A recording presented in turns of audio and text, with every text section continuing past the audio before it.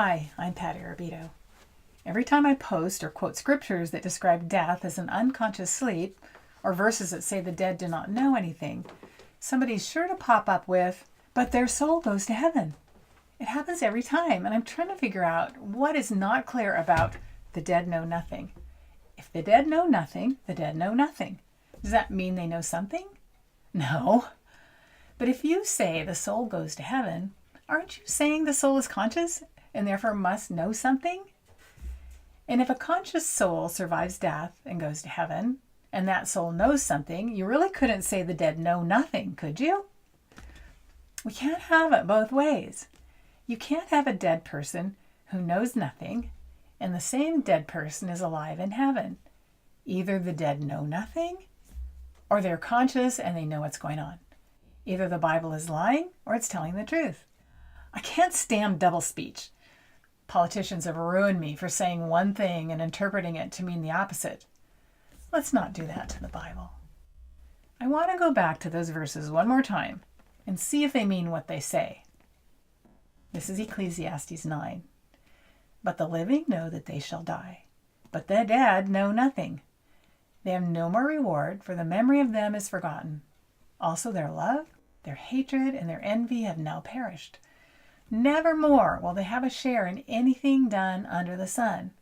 For there's no work, or device, or knowledge, or wisdom in the grave where you're going. Here's another one. Psalm 146, verse 4. His breath goes forth, he returns to the earth. In that very day, his thoughts perish. If he has returned to the earth, how's he up in heaven or somewhere else? And how can thoughts be perished if they're still thinking? And where in the Bible does it say that a person has a soul separate from the body? And where in the Bible does it say this soul is immortal, that it keeps on living when the body dies? And where in the Bible does it say that the immortal soul goes to heaven while the body goes to dust? Nowhere. The Bible doesn't teach that man's made of two parts.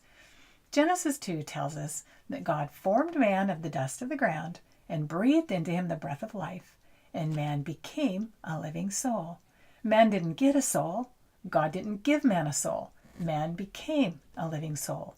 The living man was a soul.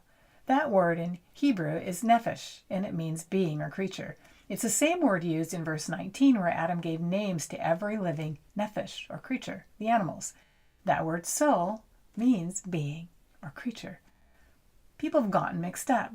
They think soul is an entity, but it's simply the whole person, the whole being, the whole creature.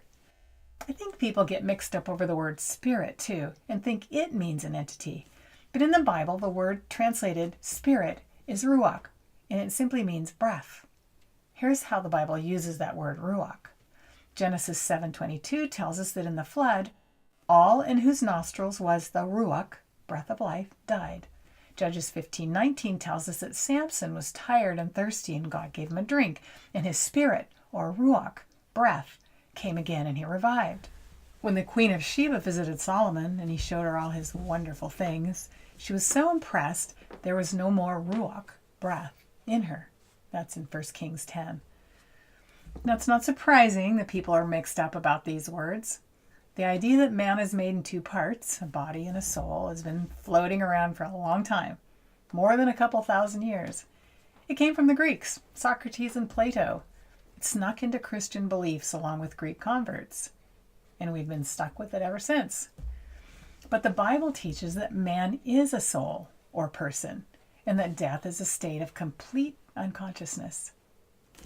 Thank God for his word that teaches us the truth and protects us from falsehoods and lies of the enemy.